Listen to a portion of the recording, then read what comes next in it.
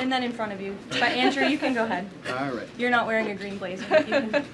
I am actually wearing a green blazer. It's a little brown to me, but go ahead. Fair enough. Good afternoon, everybody. Good to see all of you here today. Before I discuss the ceasefire with Iran, I have a quick update from the First Lady of the United States. Yesterday marked the very first conviction under the Take It Down Act, landmark legislation that First Lady Melania Trump played an instrumental role in getting passed that protects victims from non-consensual AI-generated sexually explicit images, cyber stalking, and threats of violence. This is a huge achievement for the First Lady, and I know the President is very proud of his wife's efforts in getting this critical legislation passed to protect America's youth. So we thank the First Lady for her efforts, and we hope that others will report on this historic conviction yesterday. With respect to the 2-week ceasefire announced by President Trump last night, this is a victory for the United States of America that the President and our incredible military made happen. From the very beginning of Operation Epic Fury, President Trump stated this would be a 4 to 6 week military operation to dismantle the military threat posed by the radical Islamic Iranian regime. Thanks to the unbelievable capabilities of America's war fighters, the United States has achieved and exceeded those core military objectives in just 38 days. The U.S. military destroyed Iran's defense industrial base, crushing the regime's ability to manufacture weapons that they and their proxies use to maim and kill Americans and terrorize the world. Iran's ability to build and stockpile ballistic missiles and long-range drones has also been set back by years compared to where it was 6 weeks ago prior to the launch of Operation Epic Fury. We destroyed the vast majority of Iran's ballistic missiles, launcher vehicles, and long-range attack drones through more than 450 strikes on ballistic missiles and approximately 800 strikes on Iran's drone launching units and storage facilities. In total, more than 13,000 targets across Iran were struck. Again, this is in the matter of just 38 days. Meanwhile, the Iranian Navy was completely annihilated. The United States destroyed more than 150 naval vessels in total, including 16 entire classes of Iranian warships. Despite once being the largest undersea force in the Middle East, Iran now has 0 submarine vessels. 97% of Iran's once massive inventory of more than 5,000 naval mines has also been targeted and destroyed. Iran's air forces are functionally and operationally irrelevant at this point, after the United States maintained total air dominance over their country for weeks on end. To underscore the significance of this, before Operation Epic Fury, the Iranian Air Force would fly between 30 to 100 flights per day. Today, that number is 0. Iran's ability to fund and support its terrorist proxies has been greatly reduced. At this point, Iran can no longer distribute weapons to its proxies in the region. And most importantly, Iran will not be able to acquire nuclear weapons. Prior to the start of this successful operation, Iran was aggressively expanding its short-range ballistic missile arsenal. Through these weapons and its navy, Iran was attempting to build a military buildup around their country that would pose an imminent and existential threat to the United States military assets in the Middle East, our allies in the region, and ultimately the free world. Iran was pursuing this dangerous and aggressive strategy for one reason: to hold the entire world hostage to its terrorist ambitions. The Iranians aim to use their expanded military capabilities as a shield around their country to continue achieving their ultimate goal internally, building nuclear bombs.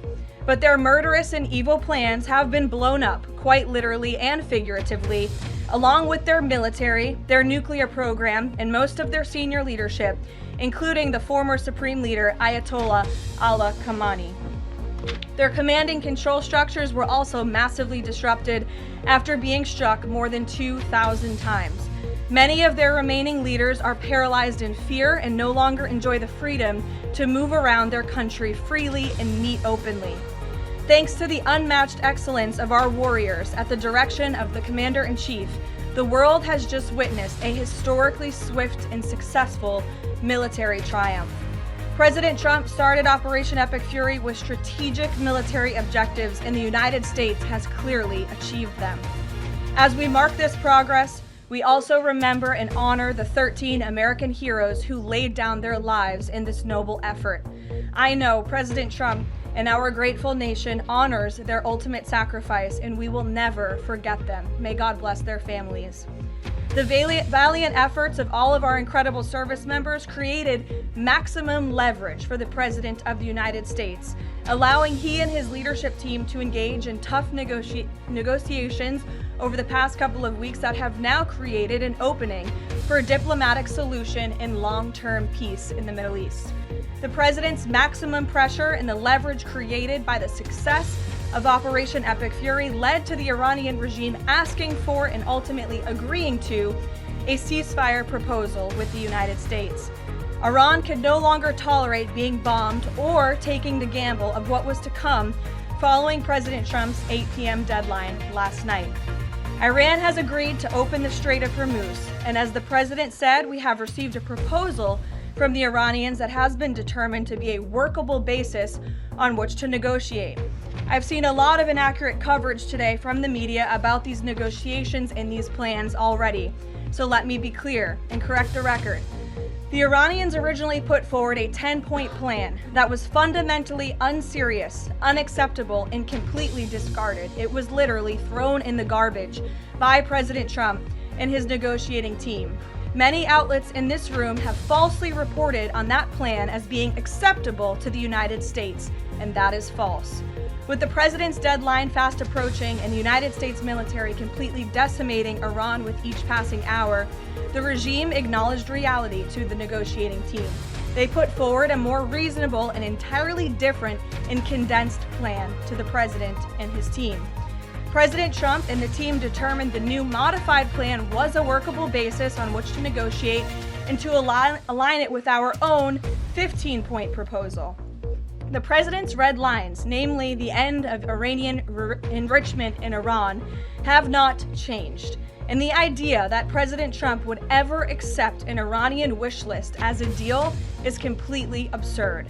The President will only make a deal that serves in the best interests of the United States of America, and he as a negotiating team will focus on this effort over the next 2 weeks, so long as the Strait of Hormuz remains open with no limitations or delays.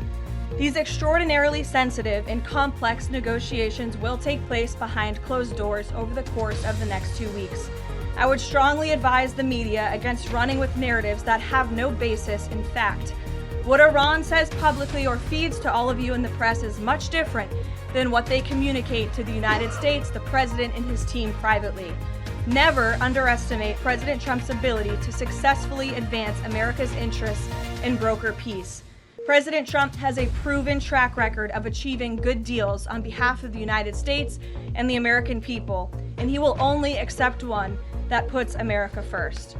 With that, I will take your questions today. I'm sure you have a lot of them. In our new media seat, we have Shane Harris with the AMAC Newsline. Shane, thank you for being here. Why don't you kick us off? Yeah, thanks for having me, Caroline. Two questions for you. First, following the President's announcement of the ceasefire, if this is indeed the end of hostilities in Iran, what is the President's message to the American people about what was achieved for our country through Operation Epic Fury? Sure.